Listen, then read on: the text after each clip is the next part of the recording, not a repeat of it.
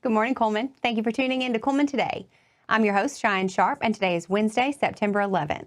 We have a lot to look at in local news today, including information on United Way's annual Day of Caring, Cullman County School Staff Members of the Month, and Baileyton's Family Fun Day in the Park. All this plus sports, weather, and more. But for now, let's dive into the top stories happening in Cullman today. Yesterday was United Way's annual Day of Caring, and one of its Business Alliance members, Berkeley Bob's Coffee House, sponsored coffee for the annual Day of Caring volunteers to start the morning. Groups gathered to complete various projects throughout the county at any of the United Way's partner agencies and organizations. The day has been an annual mark of making a difference in the community through the work and love of volunteers. Next up, local nonprofit Curt's Closet started its back-to-school season mid-June, and since then has served 1,369 kids, plus 151 individuals facing emergency situations. A social media post from Curt's Closet said, "We love being able to help our students start their year feeling loved, confident, and special in their new clothes and shoes. This would not be possible without the support of the community through the donations of new and gently used clothing and monetary gifts to support the closet and its vision for all of Cullman's children." To finish out our top stories, Cullman County Schools and AmFirst Bank recognize a teacher and staff member each month of the school year who is going above and beyond in their profession. This month, Kendra Dowski of Parkside and Linda Johnson of Good Hope Elementary are the ones named with the honor. Kendra Dowski is a pre-K teacher at Parkside who's worked hard over the last 2 years creating a learning environment that is second to none. Caleb Elrod, Parkside principal, said, "Her expertise in conscious discipline and teaching procedures has been crucial in helping me with new teachers, and she is so deserving of this award," said Elrod. Linda Johnson is the custodian at Good Hope Elementary and was hired late due to unexpected opening and has come in and accomplished so many things in such a short time. Beverly Jenkins, Good Hope Elementary School principal, shared she works hard every day without wanting to be noticed and is very deserving of this award. Congratulations, ladies. Now that we have the top stories out of the way, we're going to take a quick break before returning with sports.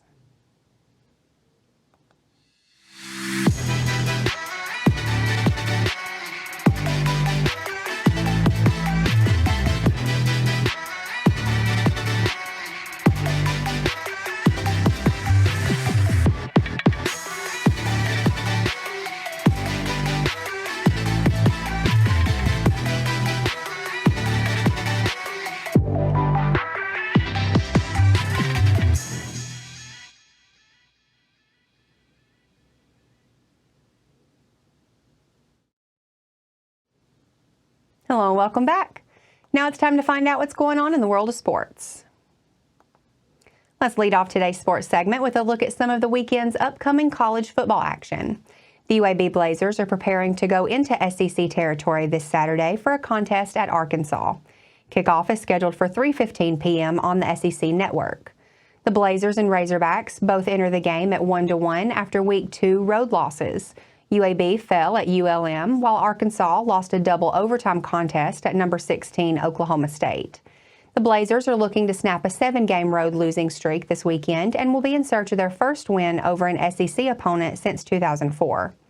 Through 2 weeks, UAB ranks third nationally in passing yards allowed at 73.5 per game. Opposing quarterbacks are completing just 48.6% of their passes, and UAB has not allowed a 100-yard passer yet. UAB's defense will be tested against the nation's second-ranked offense as Arkansas has averaged 667 yards per game through 2 weeks. Despite last week's loss at Oklahoma State, the Razorbacks almost doubled OSU's offense, outgaining the Cowboys 684 to 385.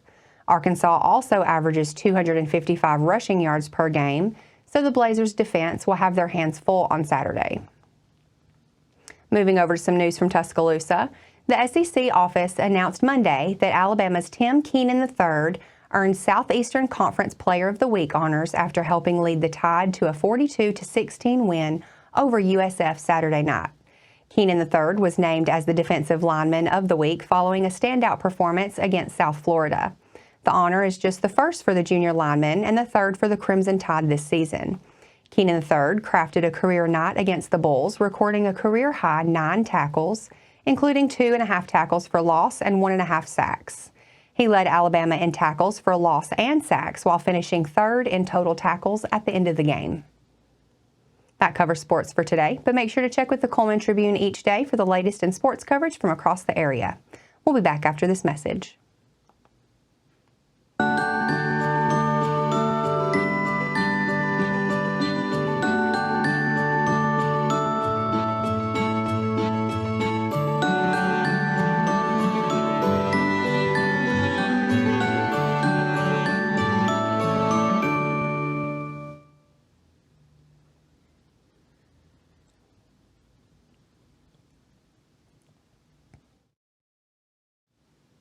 Hello and welcome back to Cullman Today. Now it's time to speed things up with a news rundown. 4 stories in under 4 minutes. First Source for Women is seeking compassionate individuals to join its team of volunteers in a number of capacities at both of its clinic locations in Hanceville and Cullman. If you have a heart for helping others, they would love to hear from you. There's no experience necessary, and First Source will provide all training needed. Call First Source for Women today or message them on Facebook for more information on how you can get involved and make a positive impact in the lives of families, mothers, and babies in the community. Come out to the Fest Hall Farmers Market tomorrow and Saturday to get fresh produce, baked goods, mums, pumpkins, and more grown right here in Cullman County by your neighbors, colleagues, and friends. The market is open Tuesday, Thursday, and Saturdays from 7 a.m. until 2 p.m. Don't forget to mark your calendar and come out to the park on September 21st from 10 to 4. The town of Baileyton, along with the Baileyton Fire Department, is hosting the 4th annual Family Fun Day in the Park on September 21st. From 10 a.m. to 4 p.m., attendees can enjoy a fun-filled day of arts, crafts, food, games, and music. The day in the park will be held at 600 Fire Station Road. Contact Baileyton Town Hall for vendor information at 256-796-6447. The Cullman County Farm City Committee is pleased to announce the annual Cullman County Farm City Banquet set to take place on November 21st at Loft 212 in Cullman. The evening festivities will commence with a silent auction and entertainment at 5 p.m., followed by the banquet at 6 p.m.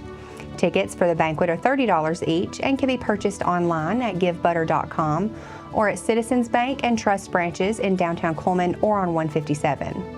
For more information, please contact CullmanFarmCity25@gmail.com. Now for a quick break before we look at the weather ahead and pay our respects with obituaries. I'll be back after this quick message.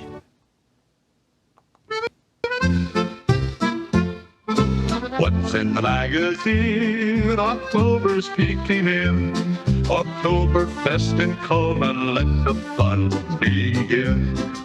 Heroes in our town, business all around, recipes for sharing, joy everywhere found. Colonel Cullman cheers, history in our ears, community so bright, polka through the night. Sports spotlight today, kids come out to play. Fields and courts are buzzing in the autumn sway. Germans came to stay, crafts and brews on display. Cullman's heart is glowing in the polka way. Colonel Cullman cheers, history in our ears, community so bright, polka through the night.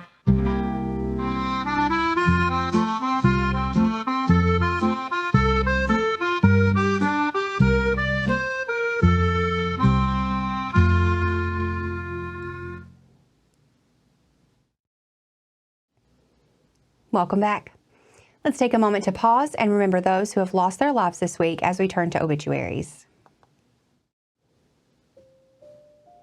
John Tillman Newman Jr.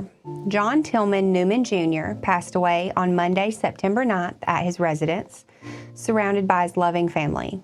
There are no services planned at this time. April Marie Buxton. April Marie Buxton, 50, of Cullman, passed away on Monday, September 9th at her residence, surrounded by her loving family. There will be a memorial service in her honor on Saturday, September 14th at 4 p.m. at 7th Street Church. Visitation will be held at the church prior to the service from 3 to 4 p.m. There will be a private graveside service the following week. That finishes up obituaries for today. Our thoughts and prayers go out to their families and friends.